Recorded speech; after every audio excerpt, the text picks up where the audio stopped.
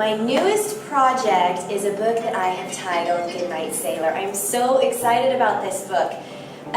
It's about 62,000 words, and it is filled with the heart and soul of my family and the fiction story I've created around it. I actually was helping my grandparents move houses, and in their dusty old basement, I found this wonderful brown box tied up with twine. When I opened it, it showed me 100 letters that my grandpa Ole had written to Shirley in 1952 when he was aboard the USS Pine Island in the Korean War.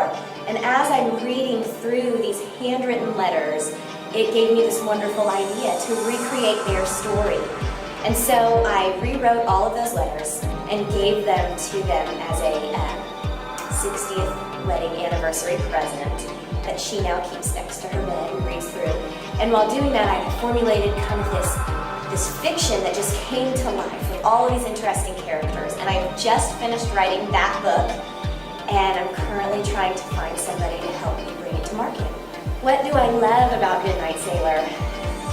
You know, it has let me be a part of a time that I did not know very much about. It's allowed me to do some research about the greatest generation, as it's called, and to learn about what 1952 seemed like through the eyes of Shirley Goodnight, but in the story she's called Rose.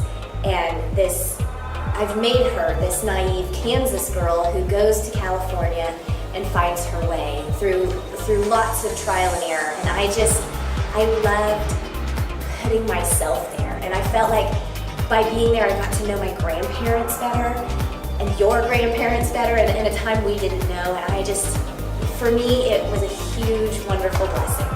That's my favorite part about that book. Like Rose in the story was very naive, I was extremely naive about that time.